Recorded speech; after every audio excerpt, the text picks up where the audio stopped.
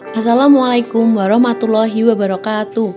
Perkenalkan, kami dari kelompok 4 yang beranggotakan yang pertama saya sendiri Fathia Niftaraningrum, yang kedua Kiki Dwi Wulandari, yang ketiga Muhammad Anwar Fadoli, yang keempat Okta Prameswari, dan yang kelima Yeni Yesregar. Dalam video kali ini kita akan membahas mengenai sistem dan infrastruktur keairan bagian yang kedua. Next. Sistem dan infrastruktur keairan dibagi menjadi 4. Yang pertama, sistem pengelolaan konservasi air. Yang kedua, sistem pengendalian erosi dan sedimentasi. Dan yang ketiga, sistem air bersih. Dan yang terakhir yaitu yang keempat, yaitu sistem air limbah. Next. Kita masuk ke dalam materi yang pertama, yaitu sistem pengelolaan konservasi air. Konservasi sumber daya air adalah usaha untuk memelihara keberadaan, sifat dan fungsi, serta keberlanjutan sumber daya air supaya senantiasa tersedia dalam kualitas dan kuantitas yang memadai guna memenuhi kebutuhan makhluk hidup, baik di masa sekarang maupun di masa yang akan datang. Yang pertama, terdapat tujuan. Tujuannya yang pertama yaitu pencegahan terhadap banjir dan kekeringan. Yang kedua, pencegahan terhadap kerusakan bantaran sungai. Yang ketiga, pencegahan erosi dan sedimentasi. Yang kedua, ada contoh kegiatan. Yang pertama yaitu kegiatan sebagai wujud perlindungan dan pelestarian sumber daya air. Yang kedua, kegiatan pengelolaan kualitas air dan pengendalian pencemaran air. Dan yang ketiga, kegiatan pengawetan air. Next. Yang selanjutnya terdapat metode konservasi. Metode yang dapat dilakukan dalam konservasi sumber daya air dibagi menjadi 3. Yang pertama, konservasi secara agronomis. Yang kedua, konservasi secara mekanis. Dan yang ketiga, konservasi secara kimiawi. Kita mulai dari yang pertama, yaitu konservasi secara agronomis. Konservasi secara agronomis adalah upaya yang dilakukan dengan menggunakan tanaman atau tumbuhan dan juga sisa dari tanaman untuk mengurangi laju dari erosi. Beberapa cara yang dapat dilakukan adalah sebagai berikut. Yang pertama, menanam tanaman atau tumbuhan penutup tanah. Yang kedua, penanaman secara bergilir. Dan yang ketiga, menerapkan sistem pertanian hutan. Yang kedua, konservasi secara mekanis. Upaya mekanis ini berhubungan erat dengan tanah, maka sering disebut juga sebagai konservasi tanah dan air secara mekanis. Dan beberapa cara yang dapat dilakukan adalah yang pertama, mengelola tanah menurut garis kontur. Yang kedua, membuat saluran air. Dan yang ketiga, membuat dam pengendali atau cek dam. Yang terakhir, konservasi secara kimiawi. Konservasi secara kimiawi adalah usaha untuk memperbaiki kemantapan dari struktur tanah dengan memberikan preparat kimia atau yang sering disebut dengan soil conditioner. Cara yang dapat dilakukan adalah sebagai berikut. Yang pertama, memakainya di permukaan tanah, yaitu dengan soil conditioner tadi dicampur dengan air agar encer yang kemudian dituangkan di atas permukaan tanah. Yang kedua, dengan cara dicampur. Maksudnya adalah sama seperti cara yang sebelumnya, yaitu diencerkan terlebih dahulu yang kemudian diaduk bersama tanah. Dan cara yang terakhir dengan memasukkan ke dalam lubang. Yang dimasuk di sini adalah dengan memasukkan soil conditioner tersebut ke dalam lubang yang dipersiapkan untuk ditanami tanaman. Yang selanjutnya akan dipresentasikan oleh teman saya. Selanjutnya, sistem pengendalian erosi dan sedimentasi. Erosi dapat mengakibatkan berkurangnya kesuburan tanah, terjadi endapan lumpur dan sedimentasi alur-alur sungai.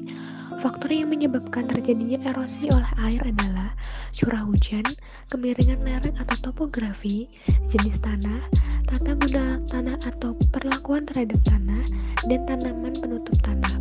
Sedangkan sedimentasi merupakan hasil erosi di daerah aliran di hulu dan sedimen tersebut terbawa oleh aliran dari tempat erosi menuju penampung melintang. Metode pengendalian erosi dan sedimentasi ada 2. Yang pertama, pengendalian vegetatif. Dengan penggunaan tanaman, pengendalian erosi melalui menahan energi hujan yang bersifat erosif, menjaga infiltrasi yang besar, dan mengurangi laju aliran permukaan. Pengendalian vegetatif dapat dilakukan dengan kegiatan-kegiatan seperti penghutanan kembali atau reboisasi dan penghijauan, penanaman tanaman penutup tanah, penanaman tanaman garis kontur, penanaman tanaman dalam strip, penanaman pemrograman secara bergilir, dan pemulsaan. Yang kedua, pengendalian mekanik dilakukan secara fisik mekanik pada tanah dan pembuatan bangunan untuk mengurangi aliran permukaan dan erosi. Metode mekanik ini dilakukan jika metode vegetatif sudah tidak mampu lagi melindungi tanah dari erosi, di antaranya karena kemiringan lereng yang cukup besar, misalnya di atas 15 derajat. Next. Selanjutnya adalah sistem air bersih. Sistem air bersih dibagi menjadi dua. Yang pertama adalah sistem pengadaan air bersih dengan pengadaan sendiri atau dengan pengadaan sumber air bersih sendiri yang memiliki kriteria. Yang pertama biasanya berada di dataran tinggi. Karena berada di dataran tinggi, maka saluran yang dilakukan oleh PDAM belum tentu mencukupi. Selanjutnya, menggunakan sistem pompa atau sumur sendiri. Biasanya di dataran tinggi kebanyakan orang menggunakan sumur sendiri karena di tempat sana memiliki kualitas lingkungan yang masih bersih. Selanjutnya, ada sistem jaringan direncanakan untuk kalangan sendiri atau kebutuhan lingkungan pemukiman. Kriterianya yaitu yang pertama adalah bersumber dari PDAM dan yang kedua adalah berada dekat dengan perpipaan PDAM. Next. Selanjutnya adalah tujuan pengolahan air bersih. Tujuan dari pengolahan air bersih ini ialah yang pertama adalah mencukupi kebutuhan air bersih masyarakat. Yang kedua, meningkatkan derajat kesehatan masyarakat. Tentunya dengan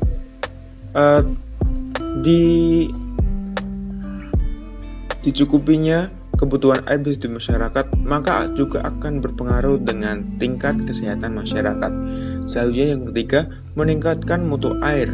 Yang keempat, mengendalikan pencemaran air. Dan kelima, yaitu melindungi serta pengendalian sumber air. Next. Kemudian ada sistem pengolahan air limbah. Nah, sistem pengolahan air limbah ini ada dua. Yang pertama ada sistem terpusat atau off-site, dan yang kedua ada sistem di tempat atau on-site. Next. Yang pertama, pengolahan sistem terpusat atau off-site. Nah, pada sistem terpusat ini air limbah dari berbagai tempat, bangunan atau rumah dialirkan melalui sistem perpipaan dan akan dikumpulkan untuk kemudian diolah di instansi pengolahan air limbah atau IPAL. Dari Surat Edaran Menteri Pekerjaan Umum Nomor 12 SEM 2011. Next.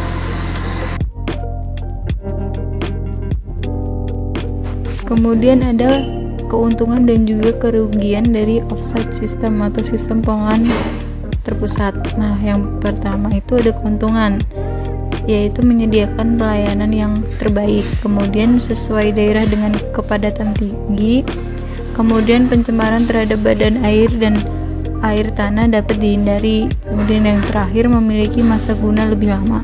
Nah, kerugiannya yang pertama memerlukan biaya investasi, operasi, dan pemeliharaan yang tinggi, kemudian menggunakan teknologi tinggi, kemudian tidak dapat dilakukan oleh perseorangan, kemudian waktu yang lama dalam perencanaan dan pelaksanaan, dan yang terakhir perlu pengolahan operasional dan juga pemeliharaan yang baik. Next. Selanjutnya adalah pengolahan sistem di tempat atau on-site. Pada sistem setempat, pengolahan air limbah yang dihasilkan dari suatu bangunan atau rumah dilakukan di sekitar bangunan atau rumah yang bersangkutan. Untuk kawasan perumahan, sistem setempat yang banyak digunakan adalah tangki septik individual. Perumahan yang memiliki sistem setempat, pengelolaannya adalah penghuni rumah tersebut dan instansi penyedot lumpur tinja atau IPLT. Next. Sistem di tempat atau on-site memiliki keuntungan dan juga kerugian. Keuntungannya antara lain menggunakan teknologi sederhana, memerlukan biaya yang rendah, masyarakat dan tiap-tiap keluarga dapat menyediakan sendiri, pengoperasian dan pemeliharaan oleh masyarakat, dan manfaat yang dapat dirasakan secara langsung. Namun, sistem on-site juga memiliki kerugian. Kerugian tersebut antara lain tidak dapat diterapkan pada setiap daerah, misalkan sifat permeabilitas tanah, tingkat kepadatan tanah, dan lain-lain. Juga fungsi terbatas hanya dari buangan kotoran manusia dan tidak melayani air limbah kamar mandi dan juga air bekas cucian. Selain itu, operasi dan pemeliharaan sulit dilaksanakan. Sekian video materi yang dapat kami sampaikan mengenai sistem dan infrastruktur keairan bagian yang kedua. Kurang lebihnya mohon maaf. Billahi taufik wal hidayah. Wassalamualaikum warahmatullahi wabarakatuh.